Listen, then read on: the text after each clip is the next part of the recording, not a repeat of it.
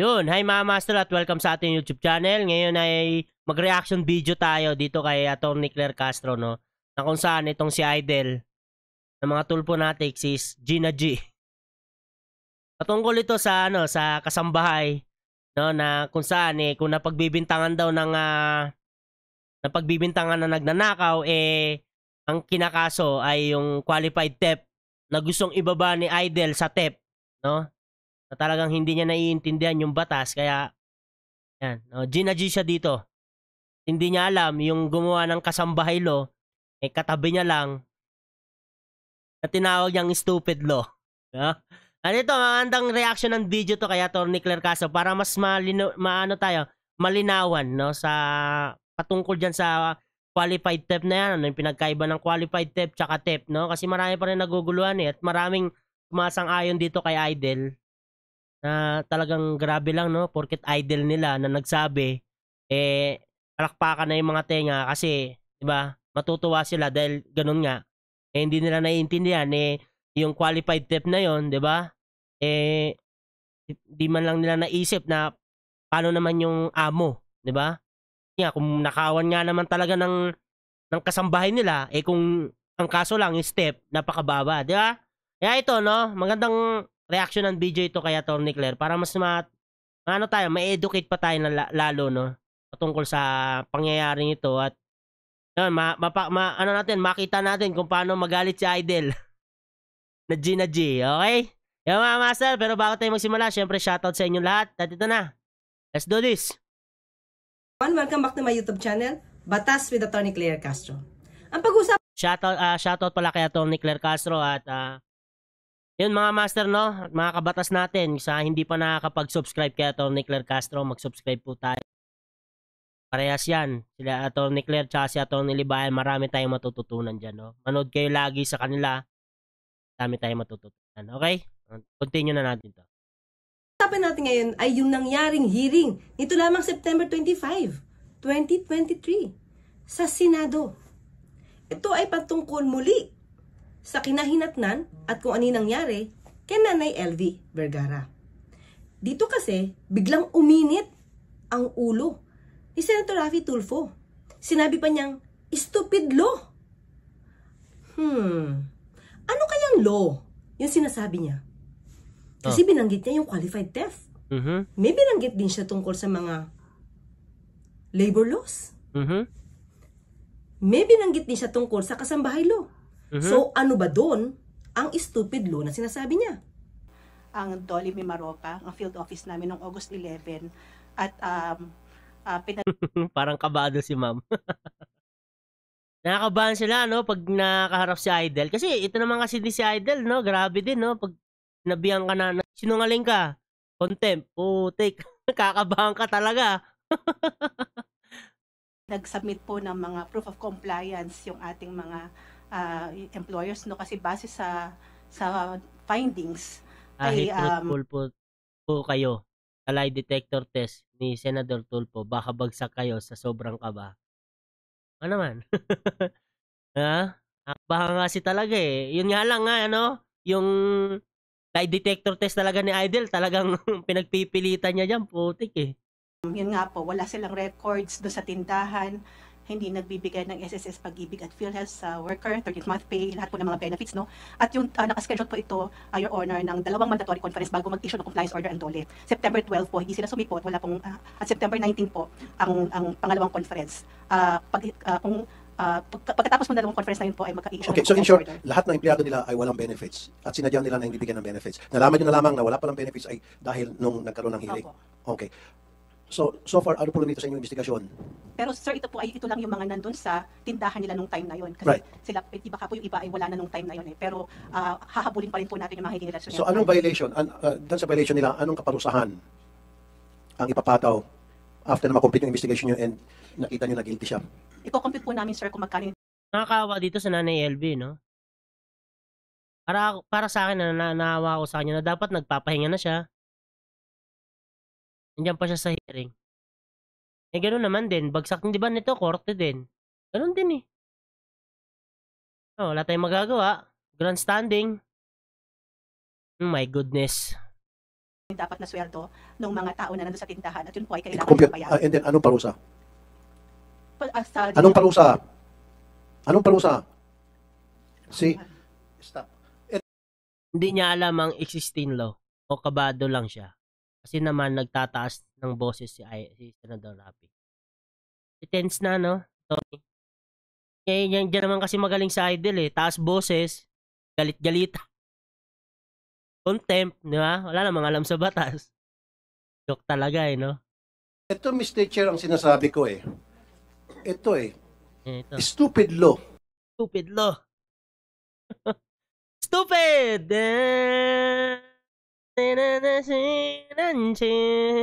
Tulponatics! Stupid! Ang ibig mo man sabihin, yung nagbalangkas ng Revised Penal Code ng Pilipinas ay estupido. Dahil sa Revised Penal Code nakalagay ang qualified theft. Sinasabi mo rin bang stupido ang nagbalangkas ng Labor Code of the Philippines? At stupido rin ba yung author ng Kasambahay Law? So ano yung hindi stupido? Tignan natin. Naalala ko tuloy yung content kanina kahapon ni Kayo. Kung saan tinanong ni Jinggoy itong si Rapi Tulfo nakakasuhan ba ng cyber ng libel. Ang kulit ng ngiti ni Jinggoy. Pero nauna yun bago ito ah. Kaya siguro bumawi, no? Bumawi. Pinagtawanan eh, tas si Idol huli pero di kulong. Patay mali siya. Iniba ang usapan. Ay, naku. Kaya pala natawag na stupid law, no? Kasi dahil doon sa ginawa niya. Pero hindi, matagal na naman din sinasabi ni Rapi Tulfo, di ba? Na ito yung panahon pa lang na sa qualified theft. Matagal na naman din sinasabi niya yan. Siguro kaya din, no? Nagbawian. Sinabi ni Rapi Tulfo dati, bumawi si Jinggoy. Sinabi ni Jinggoy, harap-harapan eh. Nakangiti pa eh. Smiling face. Nakasuhan ka na ba ng libel? Yung mukha talaga ni Idol, eh, no? Nakatalikod kasi. Pero putik yan. Ano kaya? Siguro yung mukha nun. Ano ba to? Hindi mo alam? My goodness. Siguro parang binuhusan ng malamig na tubig yun si Idol, no? biglang tinanong eh. Tapos no? Ano yun? Code of the Philippines? At stupid rin ba yung author ng Kasambahay? Yan. Stupid! My goodness. Talaga. Tok talaga yung nangyari sa Senado natin, no? Bawian na lang. Bawi na lang sila, no? Una, si Jinggoy kasi, yung stupid daw. May stupid law. Diba? Kasi yung sa qualified theft, dapat daw theft na lang. Tapos si Jinggoy naman, binira si Idol. Bumawi naman ngayon. Stupid law. Bawian na lang. Taga. So ano yung hindi estupido? Yung bill na gagawin mong batas, natatanggalin mo ang mga domestic servant o yung mga helper sa kasong qualified theft pag sila ay nagnakaw? Hindi naman, di ba? Pag tinanggal naman kasi talaga yung mga master, no? Pinagpipilitan talaga ni Idol. Ang ano lang dyan, di ba? Ang pinoprotekta kasi dyan ng batas din, yung mga amo din, di ba? Pero hindi naman natin nga sinasabi na lahat ng amo mababait. Meron talagang masama, kahit nga dito sa ibang bansa, meron ganyan eh. Na hindi nagpapasahod, nananakit, di ba? Kung ano-ano pag ginagawa sa mga katulong nila, pinagbibintangan.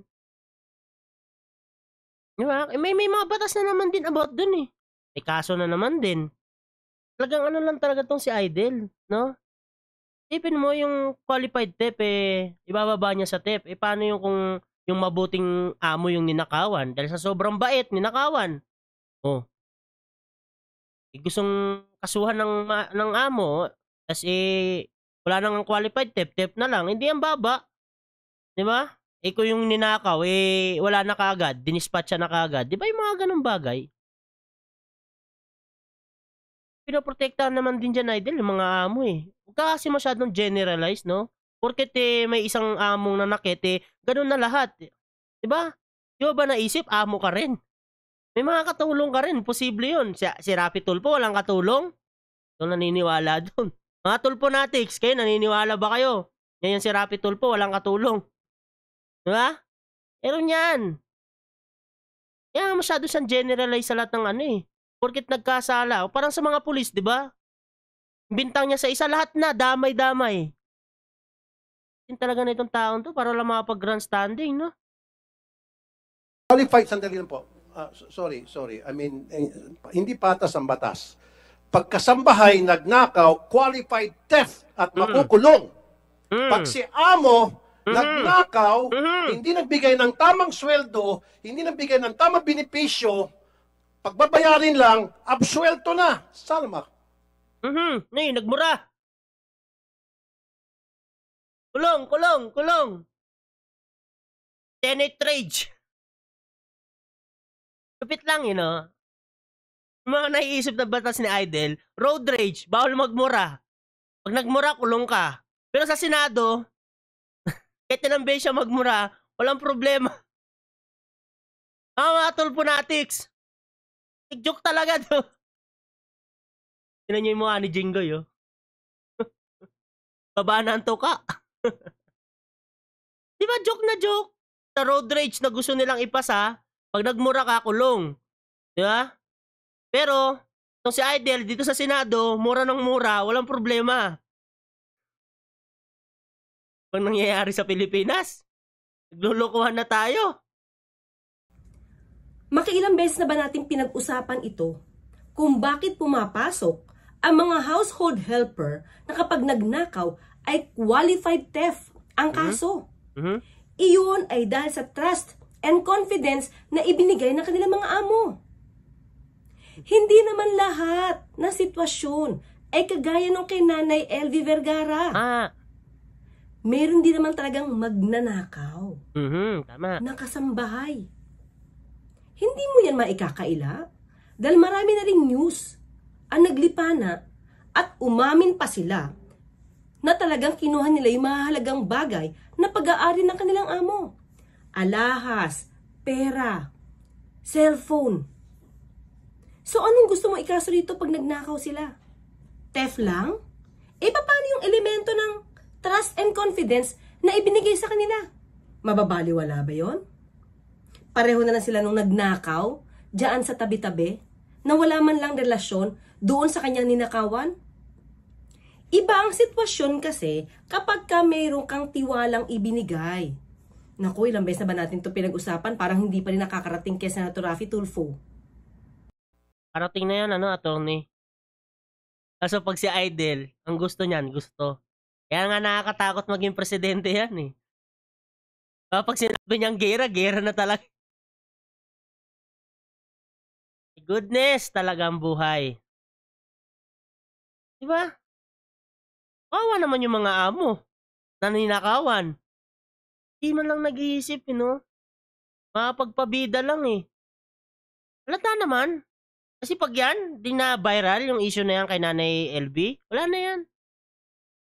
Sa dami ng sinakyan ni Idol na mga viral issue eh. Diba? Lahat naman yun, nawala na parang bula. Diba? Lahat naman yun. Sinagsabi siya na magpapasa ako ng batas. Mag-aamyenda. May reclusion perpetua pa nga siya eh. Wala naman nangyari. Nawala na parang bula. 100%. Ganito din bagsak nito.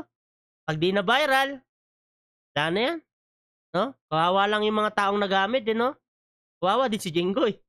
Tingnan nyo, bagsak ang tuka. Stupid!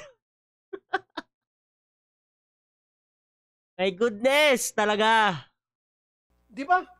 Ito yun diba? Ilang kasambahay na ang nakulong dahil nagnakaw ng toothpaste, nagnakaw ng cellphone daw, kung ano pang pag nanakaw, na pinagbintang sa kanya ng kanyang amo, kulong qualified theft. So, sino ba ang hindi estupido? Mhm. Pero si Doon lang siya nakapokus, no? Pero doon din sa mga amo na ninakawan, hindi man lang din siya nagsabi, no? Yun na nga eh, hindi naman kasi nga pare-parehas idol yung mga tao, may mga masama talaga eh. Hindi talaga mawawala yan.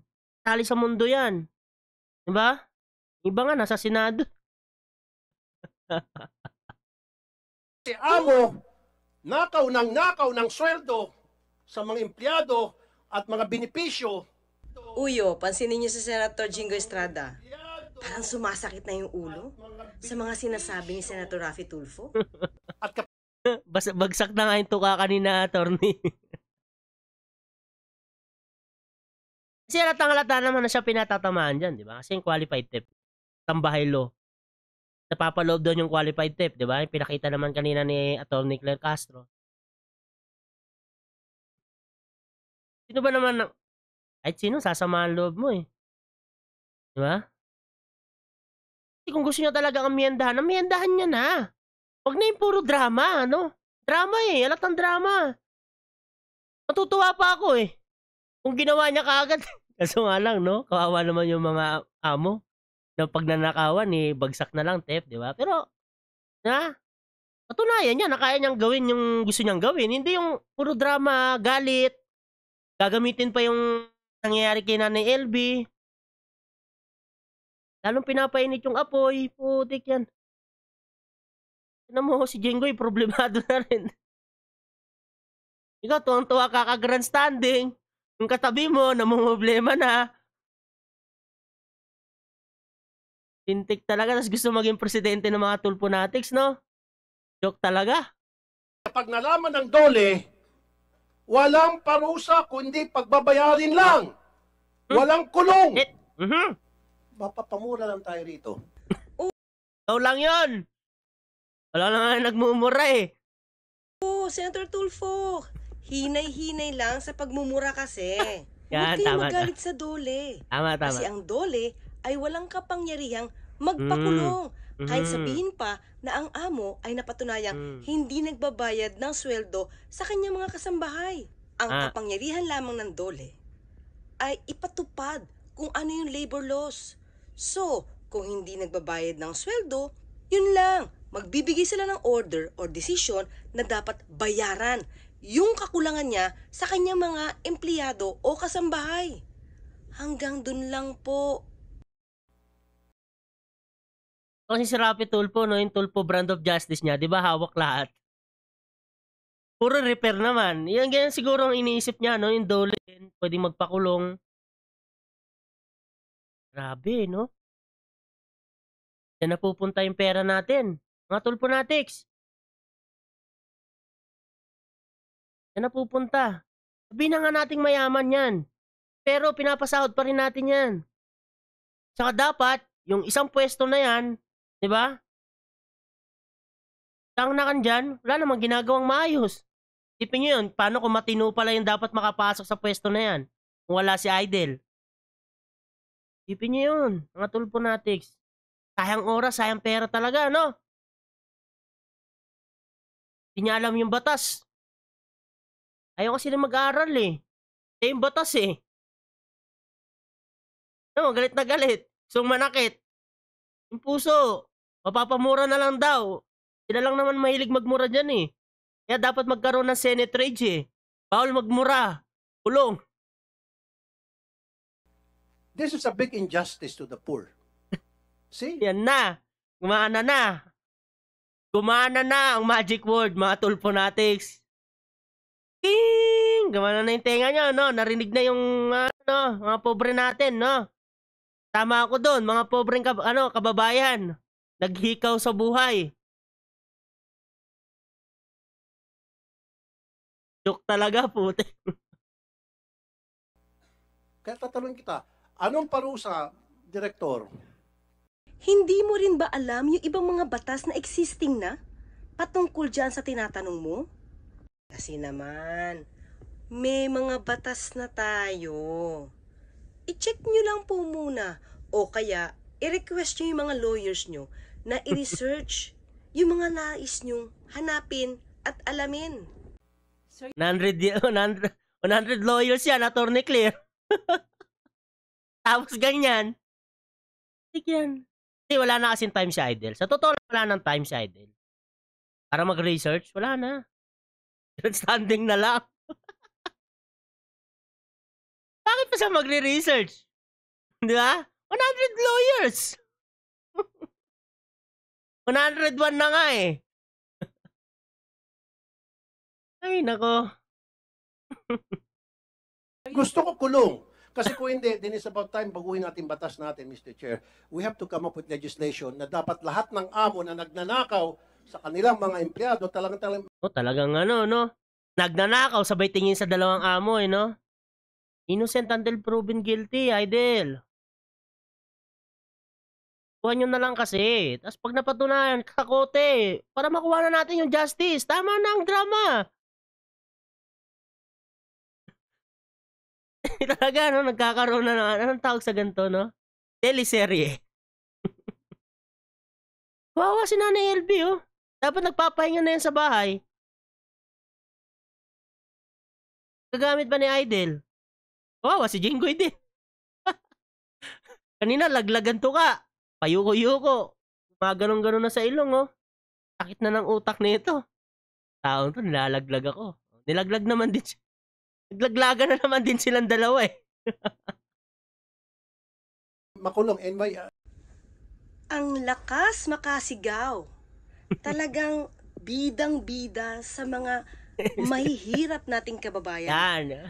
Ang problema, hindi niya alam na may batas na rito na pwedeng makulong kapag hindi nagbabayad ng tamang pasweldo.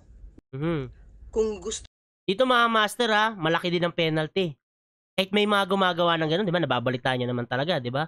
Pero napakalaki ng penalty niyan kung tutusin. Dito sa Saudi, mga lumalabag sa batas nila, haram yan kasi sa kanila eh. Bawal yan eh. Tutusin, bawal. Pero meron talaga masama, di ba? Kahit nga, sila, no, ang laki ng penalty nila. Pero may gumagawa pa rin kasi nga meron talaga masasama. Generalize lang kasi tong si Idol eh. Porkit may gumawa ng ganito kay Nanay LB, lahat na ng amo masasama. Amo naman din siya, di ba? Posible namang walang katulong tong si Idol. Meron din yan. Joke talaga tong taong to. Ha? Ginagamit lang yung mga pobre nating may kababayan. Diba? Lalo na yung mga tulponatics. Kasi yung mga tulponatics, makikitid utak. Pag sinabi ng Idol nila, yun na yun. Tama yun. magpakulong, ibang kaso ang isasampa, hindi sa dole. Senator Tulfo. meron akong bill na qualified theft. I mean, wage Do you theft. have, Laban if sa you mga... can cite other provisions of the Labor Code of the Philippines, or if you're not in a position Abogado yan, Kaso nagagaya din eh. Goodness. No? Abogado din yan. Tolentino. Pero wala, nagagaya na rin, no? Kulang pa nga yung tandem nila eh. Wala si Bato, tsaka si si Robin. just say so. So yung violations naman po pagdating sa batas kasambahay, administrative fine. No, ibig sabihin, yung mga amo, alisin natin sa kasambahay. Kagad, no? Kahit na sino. Kapag yung amo nagnakaw sa kanyang Naka-on yung mic ni Jinggoy, no? Pero hindi siya nagsasalita, no? tauhan, meron bang pagkakakulong? Senator Tulfo, mayroon. Alamin nyo lang. Tama. Kaya na, Mr. Chair, meron akong bill. Okay ang pakiramdam niya, no? Na parang alam mo lahat. Pero wala ka pala talagang alam. Grabe. No? Pinasa ko na yung wage theft na para ito mga walang hiyang amo makatikim ng kulong. Kasi napakadali sila magpakulong ng kanilang kasambahay at mga tauhan kapag nagnakaw ng kung anumang bagay na binibintang nila.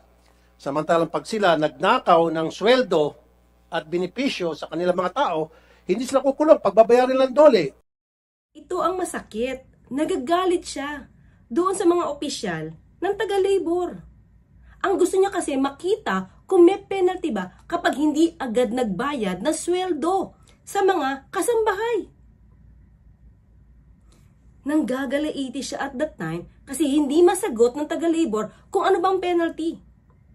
Ayaw niya kasi, Ayaw niya kasi na magbabayad lang ng danyos o ng mga hindi nabayarang sweldo o benepisyo. Ang gusto niya kulong. Nako, Senator Tulfo. Research po. Ano ba yung pinag-usapan nating benepisyo rito? Halimbawa po, ang SSS. Kapag hindi po binayaran, ang SSS premium para sa kasambahay, hindi nyo ba alam na ito ay may kaakibat na penalty? Maaari ring makulong. At magbayad pa ng fine. Ng idol ng mga tulponatics. Galit lang. Alam na lahat. Pwede naman pala makulong idol eh. Anong iniiyak mo? Drama! Kuwang-kuha naman yung kiliti ng mga tulponatics. Kuwang-kuha at kiliti nyo, Kala nyo talaga, ang talino ni idol, Yung mga iba dyan, gusto pang makipag-debate sa abogado. Nanyo nga, abogado, dinidibang siya Rapi Tulfo. Masaklap lang dyan, Ito, Senate hearing to, lumalabas din to sa mga news. Sa mga, mga TV news station, Di ba lumalabas yung mga ganyan? Kung nakapanood, Tulponatics, papaisip ka agad yan, sama talaga ng hindi patas ang batas. Tapos sinasabi ni Tulfo, penalty lang, walang kulong. Dapat may kulong. May kulong naman pala. Hindi lang sinasabi ni Tulfo dahil hindi niya alam. Di ba? Misinformation. Mga Tulponatics, sinong mahilig mag-misinformation? Diba sinasabi niyo si Atty. Libayan? Idol, walang alam eh. May kulong naman pala eh. Research lang ang katapat. Isuli mo lang yung perang isuli mo lang yung perang ninakaw mo. Yung sweldong ninakaw mo, pakisoli, yung benepisyo ninakaw, pakisoli, walang pagkakakulong. Meron tayong nakilala. Hindi binayaran ng kanyang accountant yung SSS para sa kanyang mga empleyado. Wala siyang kaalam-alam. Alam mo nangyari? Napakulong siya dahil sa hindi pagbabayad ng SSS ng mga empleyado. So, hindi totoo. Ito. Employees who violate the Social Security law will be fined 5,000 to 20,000 or jail. Or at least 6 years. Matagal-tagal din They must also remit all unpaid SSS contribution in addition to a 3% penalty each month. Malaki yun. And pay the benefits of employees who die, become disabled, get sick, or reach retirement age. Yun, ito pasok na pasok dito si si Nanay LB,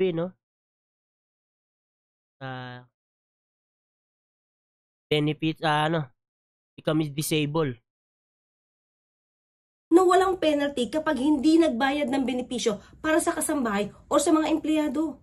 That's wrong. Ayan, mga Tulponatics with penalty nakikita jail for at least 6 years. Okay, may kulong.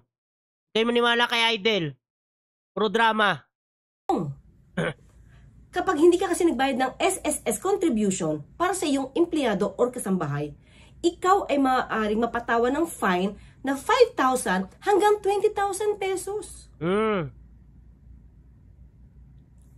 Maaari ka rin makulong hanggang 6 na taon.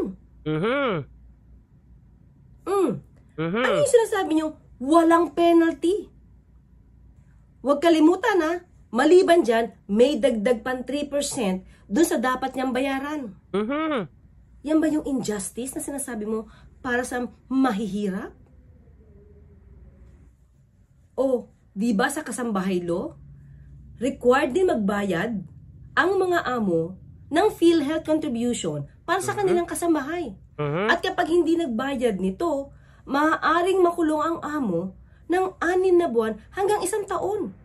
Meron din pala. Oh, ano yung sinasabi niyong walang penalty? Sa Pag-ibig Funds, benepisyo to. Kapag hindi nagbayad si amo, maaaring makulong si amo ng 6 na taon. So, dapat mag-research. Alamin kung ano na yung pwedeng gamitin. Tama. Hindi yung nanggagalaiti kayo dyan o galit na galit kayo dahil hindi nakukulong yung mga amo. Meron tayong batas. Meron na po tayong batas tungkol dyan. O, tungkol naman hindi sa pagbabayad ng sweldo. Sabi ninanakaw daw yung mga sweldo na hindi ibinibigay sa mga kasambahay. Teka lang. May batas na rin po tayo dyan. Panahon pa po ni FBR. Tagal na. O, anong batas ito? Ito yung RA 8188. An act increasing the penalty and increasing double indemnity for violation of the prescribed increases or adjustment in the wage rates. Amending for the purpose Section 12, Republic Act numbered 6727, otherwise known as the Wage Rationalization Act. Dito sa batas na to, kapag napatunayan na nag-violate yung amo sa hindi pagbibigay on time ng sweldo at kapag siya ay nahatulang nag-violate, i-require siya at bibigyan siya ng order na bayaran ng doble, no? Yung amount na hindi niya nabayaran. And those employers who refuse or fail to pay the minimum wage rates ay maaari silang bigyan ng order na magbayad ng fine na not less than 25,000 pesos and not more than 100,000 pesos. O kaya ay makulong ng not less than 2 years but not more than 4 years. Ideal, ano yun? Ang dami.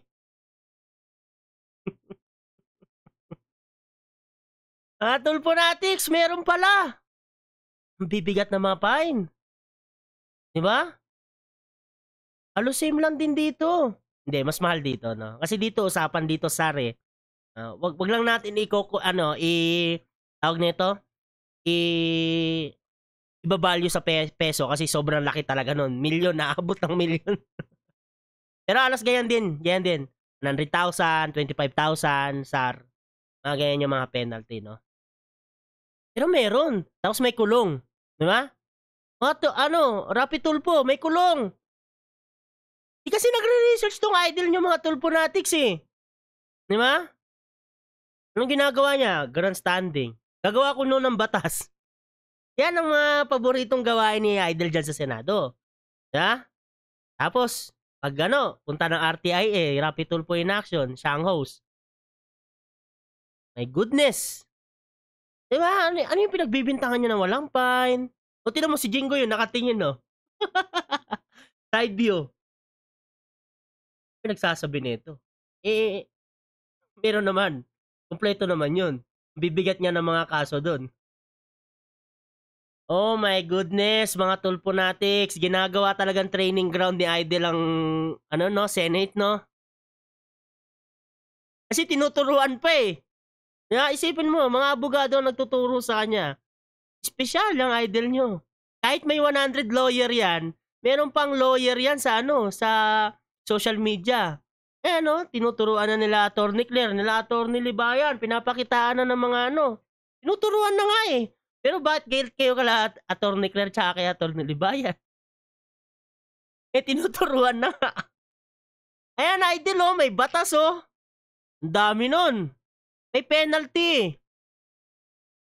May kulong. Ano bang ginagawa ng 100 lawyer nito? Bakit yung mga lawyer sa social media ang nagtuturo sa kanya? Kasi naaway pa ng mga Tulponatics, no? Sasabihin lang, hate views. Banat ba, no? Ay, nako, my goodness. Ba't ang nangyayari? Joke talaga. Hindi patas ang batas. No. Si Jinggoy. Galing ang tingin kay Idol. Sabay, tingin doon. Dati naiinis na ako kay Trillanes eh. Mas ano pala to, mas lalo pa pala to. Kahit pa paano si Trillanes marunong sa batas yun eh. Di ba? Ang binibira lang naman nun lagi si Tatay Diggs. Di ba? Ito iba eh. Kakaiba ang power. Kawawa talaga sa inyo mga tulponatics. Gusto nyo bang maging presidente to? Walang alam sa batas. No? Official, no?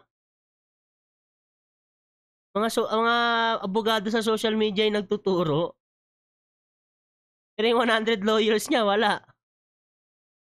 Joke talaga. Estrada, would you like to interject? You're the author of the Kasambahay Law. Yan na! Papasok na! Papasok na ang heavyweight! Permission of Senator Tulfo. We are Pinatay ni Idol yung kanyang Mike ba may masabi? here to investigate this maltreatment of this kasambahay named Aling LV in aid of legislation.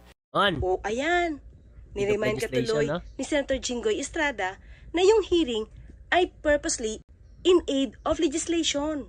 Nga lang attorney, nagiging in aid of grandstanding.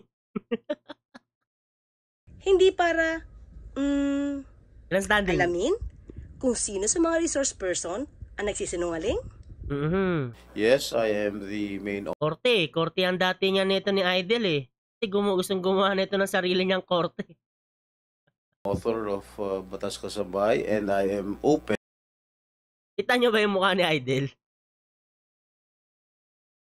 Alamin kung sino sa mga resource person ang nagsisinungaling? Yes, I am the main author of Yan nyo Nangangan ng konti yung bunga bibig. Okay? Batas Kasambahay, and I am open Sabay yuko. revise or to amend or to improve Mhm. this Kasambahay bill. That is why I am thankful to the chairman of the Committee on Justice that he has conducted several hearings with regard to this to the maltreatment of Manang LV, and as what you said, Senator Tulfo, you are one with me in improving this Batas Kasambahay bill. That is why I, as the principal author of Kasambahay bill, admits that there are some loopholes in this bill. That is why Yan yung saktan yung feelings ni Idol, no? Okay. I am open to amending or revising this particular bill. I think Tama naman, di ba? Kung merong pagkukulang, punuan, di ba? Pero hindi sa ganung bagay. No? Hindi sa ganung bagay na parang putik yan. Parang inutil yung gumawa ng batas. Di ba? Pwede mo naman amyendahan kausapin mo na maayos, di ba? Dadaan naman niya sa mabuting usapan Pero tong si Idol, dapat lahat pasigaw. Pagalit, patakot, ganun, no? Yan yung galawan ni Idol kasi dyan niya nakukuha yung kilitin ng mga tulponatics Mr. Chair, not only dun sa mga kasambahay, maging sa mga trabahador, be that trabahador sa factory, trabahador sa security guard, factory worker, ganun Sabi na rin natin, Senator Tulfo, yung mga construction worker. Construction worker, Pag Sabado, walang sweldo yung iba. yes, pag nanakaw Pinagpabali yun, na, pati face mask. Hindi lang po Balita ko kasambahay. sinisingil. Hindi, ibahin natin kasi hindi sila kasama sa bahay. So, Yan, that's a bagay. separate bill. I know, what I'm trying to say, Isang bahay lo nga Dami suggestion ni Idol, no? Wala naman nagagawang batas. Kasi ang meron kay Idol ang dami niya naiisip. Maganda naman yun sa isang tao na marami kang naiisip. Ang problema, walang ginagawa. Dami niya naiisip. Yung wala ginagawa. Joke talaga in general, Senator Estrada, hindi lang yung sa kasambahay law, kundi maging sa lahat ng batas labor code natin, dapat yun yung babaguhin, yun yung siguro babaguhin natin dahil Yan, gawin mo. maging yung sa mga factory work. Tama naman yan. Kung talaga may nakikita ang kakulangan, gawin mo. Diba? Gawin mo. Ganun lang yun. Amiyandahan mo. Pero tama na yung drama. Puro drama eh. Dinadaan mo na sa drama bago trabaho. Ang masaklap lang dyan, drama lang talaga. Wala nang trabaho. Diba? Care, maging sa mga security agents, security guard, maging yung sa mga nagtatrabaho sa kahera, sa tindahan. Trabaho sa kahera. Eh. May kahera din sa tindahan eh. Dama nyo na lang kasi lahat. Wag nang mag-specific lang, no? Dama nyo na lahat. Kahit yung nasa plano, yung mga ano. Piloto. Ay, nako. Yun na naman tayo, idol eh.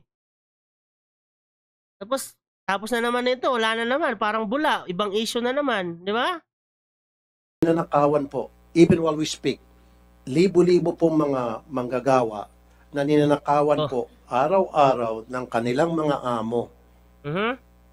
And yet, kapag na-discover later on ng dole na ninanakawan yung kanilang mga manggagawa, yung dole, inspection, and then pag nakita na guilty, pagbabayarin lang, sabihin, isoli mo lang ninakaw mo sa iyong mga empleyado, and then, tapos na.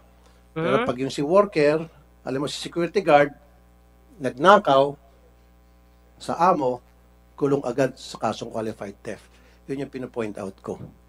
Ay, naku. Maling-mali talaga yung ganyang pag-iisip. Maling-mali. May batas na rito. Tama. So, huwag ka nang manggalaiti. Kailangan na lamang dito ay i-implement. Tama. So, aralin mo yung sinasabi niyong wage theft law na balak niyong gawin.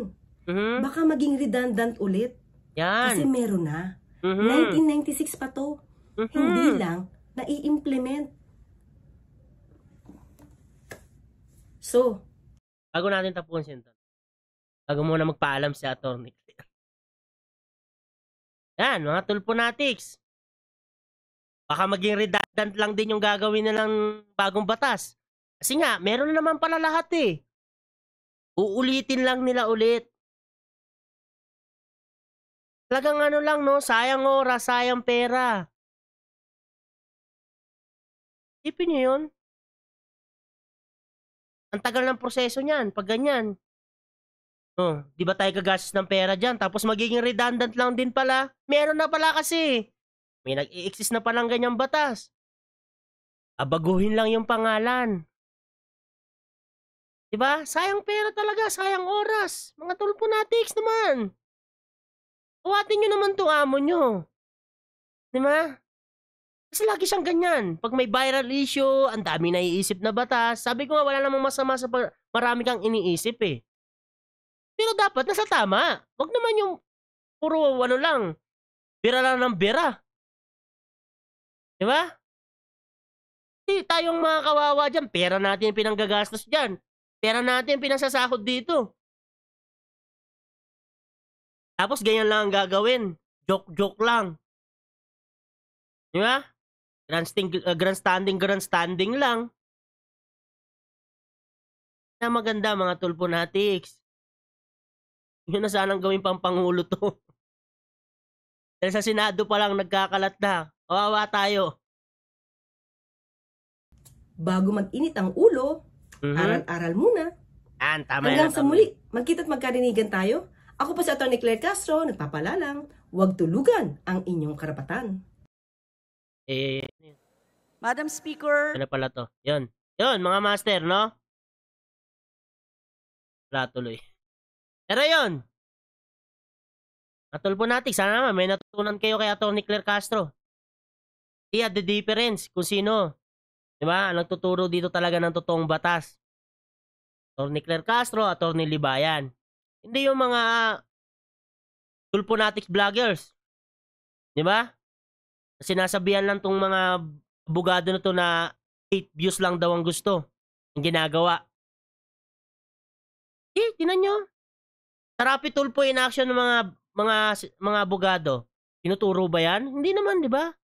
Yes man lang sila dun eh. Yes, idol. Yes, idol. Diba? Yung pala, ang dami ng batas, oh. May mga penalty na may kulong pa. Kasi sinasabi ni Idol, wala. Joke, di ba? Mga tulponatics? Joke na joke. Kaya pag-isipan nyo, ha? Pag-isipan nyo kung gagawin nyo talagang presidente itong si Rapi Tulfo dahil putik yan. Wala talaga, Olats. Diyan pa lang. No? Hindi niya na naiintindihan kung ano yung pinaggagawa niya dahil wala siyang alam sa batas. Yan mga master, hanggang dito na lang tayo. Sabi nga natin ni Libayan, matulog tayo ng mahimbing. Siya lang natutulog ng mahimbing, siya ang laging panalo. Paalam po pasamantala, God bless, ingat po kayo. At shoutout po kay Atty. Libayan, shoutout po kay Atty. Claire Castro. At maraming salamat po Atty. Claire Castro sa pagpapahiram ng iyong video. At maraming salamat po sa pag-shoutout sa akin. Ay si Dens, si Dens, Densable, ko eh. Pati yung ginagawa ng issue eh. Nasa-shoutout na daw po. Pero yun, kinilig ako dun. Kinilig po ako dun. Yan po, no? At sa mga kabatas natin, shoutout sa inyong lahat. At sa mga master ko dyan nanonood ng ating premiere, maraming salamat sa inyo. At shoutout sa inyong lahat. Hanggang dito na lang po tayo. Babush.